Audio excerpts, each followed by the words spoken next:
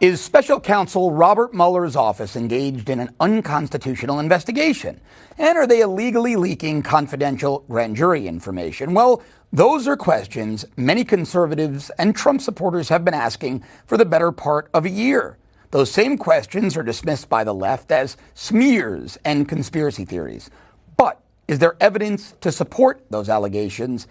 And if so, if those allegations are true, what can be done about it? That's where I want to welcome in former federal prosecutor and the founder of Freedom Watch, Larry Klayman. Larry has been one of the most vocal critics of Robert Mueller. Larry joins me here on set. Larry, great to see you. You too. Great to see you. So you have been very vocal, and you've had some videos out now. I watched one on YouTube this morning. You truly believe that Mueller is illegally leaking grand jury information? Absolutely, John. Tell me about it. For the last 2 years, we have constant leaks of what's going on in the grand jury. It just can't be witnesses who are coming forward, but much of it is internal. And recently, just in the last few weeks, with regard to Roger Stone, witnesses that they're bringing in with Roger Stone, he's teeing it up, hoping that the House of Representatives is taken over by the Democrats. That'll be the trigger to impeachment. But we have a case pending before Judge Emmett Sullivan in Washington, one of the very few Democrats who will put his foot down. You know, he's neutral, he's an honest guy. And they had to cough up documents by November 2nd, just a few days ago. The special counsel's office did. Right, and we've got 2,000 to 3,000 documents to go through, and we're doing that quickly because we believe they're going to show either grand jury leaks or they're going to show evidence that will lead to other evidence that will prove that. And for instance, Peter Carr, the spokesperson of the special Mueller's counsel, office is spokesperson. Lots of communications to him. I want to discuss this with you. He says, okay, but let's go to Paul Restaurant on Pennsylvania Avenue. And that's where I believe a lot of the leaks are occurring. Interesting. So what would the federal statutes be? You spent time at DOJ as a prosecutor. Right. What federal statutes would have been broken? Well, it's or are being broken? It's Rule 6 of the Rules of Criminal Procedure, is that grand jury investigations are intended to be secret. And this is a crime to release that information to the public, because that's the way you can harm people who are never, ever indicted for anything.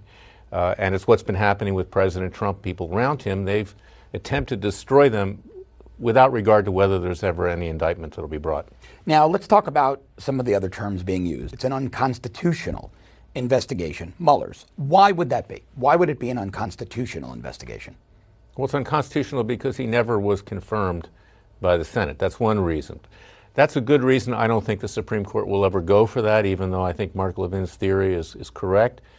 But what's unconstitutional about it is that he's exceeded his authority that was granted to him by the Justice Department by going way beyond Russian collusion into other things. And plus, it's unconstitutional because there's no crime. So it's an investigation in search of a crime.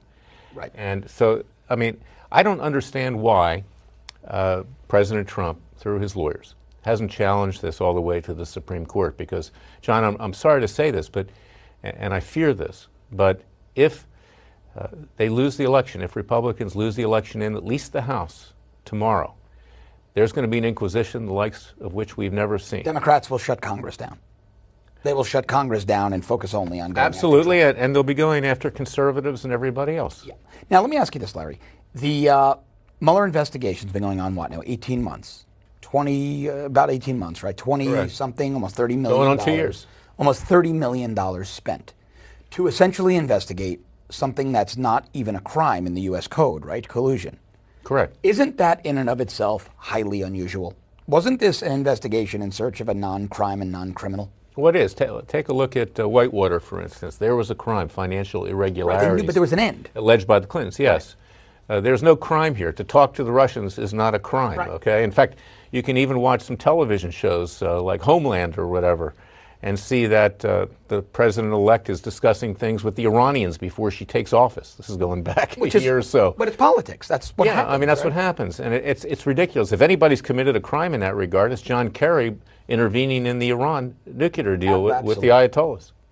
All right, let's talk about what potential recourse the president could have. Last week, Drudge, headline on Drudge, there may have been a subpoena already issued. Well, now we're not hearing much about that. If it turns out that there were grand jury leaks, if we hold the House and Senate, if we get a new attorney general, and that's somebody who's actually willing to investigate, and they find out that Mueller's office did in fact leak, that there was impropriety happening in this investigation, What recourse would Trump have? Would General Flynn have? Would Papadopoulos have? Would they have any? Well, that'll give the president cover to finally fire Mueller, for sure. Right. And he'll probably have to resign. I mean, by all standards, I mean, that's out of control. By the way, your example of a leak is the best one so far that you just gave with regard to whether there's a subpoena or not. We said last week when I was on, I think they're looking for a declaratory ruling as to whether they can subpoena the president. I believe that's happening right now. But the recourse would be he could potentially be indicted. Of course, to do that, you're going to have to get rid of Jeff Sessions, too. And Rod Rosenstein. And Rod Rosenstein. So it's not going to happen, but politically it may be the death knell for Mueller. All right. Who would replace Sessions? Who could replace Sessions that isn't part of the DOJ establishment? You know, I can't even think of somebody right now. The problem is, I could never be confirmed. I'm too partisan in many we'd like ways. to have you. I'd like to be there, but I'll tell you, that's not going to happen. The Democrats are not going to go for that. I mean, Feinstein would resign before she ever heard that. I think she'd have a heart attack. But you need to get somebody who's not a politician. I mean, the big mistake that the president made, God bless him, I love him, but putting a senator in as attorney general. I mean, everything is political. There's no right, there's no wrong. And it's all couched. And, you know, this is kind of the segue to our next subject, I think. Yeah, what I want to talk about are the midterms, though. Yeah. I want to get to the Bundy lawsuit as well. Is Mueller still factoring into the midterms, or have Americans all but forgotten about it? No, he's factoring. He's there. He's like the Wizard of Oz, the bad version behind a screen. Behind the door, right? Behind the screen. No, he's about ready to pounce. And he's writing an impeachment report now. He won't call it impeachment. It'll be like what Ken Starr did. And it will trigger impeachment. I want to bring in Dr. Gina. She's in our New York studio, and she's been on the ground. She's been at the White House. Gina, still with us? Yes. Gina, I am with you. You have been on the ground. You've been at the White House. You were Larry. on Air Force One with the president. What are you hearing about the Mueller investigation? Is the White House, are they nervous? Are they just letting it run its course? What's the general mood and tenor when they speak about the Mueller investigation?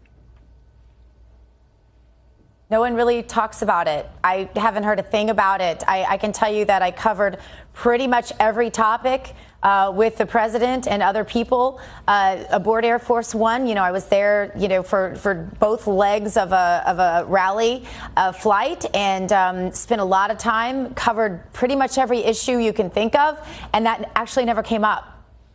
How about with the staff, even on the periphery? Are they talking about it? Do they seem nervous about it, or is it a non-issue? It's really essentially a non-issue. The only thing I've heard about the Mueller probe in the last, let's say, week is when you and I have talked about it. And I had a conversation briefly about it with Monica Crowley this morning. But that's it. What does that and tell she's you? not on staff any longer with the president. It tells me a bunch of things. It tells me the president's preoccupied. He's focused. He compartmentalizes. Okay, number one. Number two, that his lawyers are telling him everything's okay. And that's what scares me the most, because they're not. And he's got establishment lawyers. I like Rudy Giuliani. I like Jay Sekulow. They're nice people. But they're not willing to go to battle for him. And they haven't gone to battle for him. And he's living in a dream world right now. And that's what that tells me. All right, let's talk about... Well, I'm not sure that he's living in a dream world, Larry. I want to just inject quickly, if I can. The president is very aware and very alert of the things going on around him, but he is focused, you know, on the midterms, certainly on China, on trade deals, you know, very, very focused on the issues that he can control. Larry, this isn't particularly something he can control, so I wouldn't see why he would have brought that up in my conversations with him. I love this president. Yeah. I didn't mean it negatively. But he's being told told that everything's okay. You know, there's a book that I read when I was a French lit major at Duke called Candide. There was a philosopher there named Dr. Pangloss, everything's for the best. And Candide learned the hard way it wasn't. And somebody needs to wake him up, a little bit like Cher in Moonstruck, you know, snap out of it. Because he doesn't realize what's on the horizon, and that's what scares me. And I hope that he will watch Newsmax more and listen to what we have to say. And not rely so much on Fox News, because Newsmax, frankly, is better. Larry Klayman, thanks for being here. Great to see you. You're welcome. Dr. Gina, stick with me. When we come back, Corey Lewandowski is going to be joining us by phone to talk all about the midterms. Stick with us.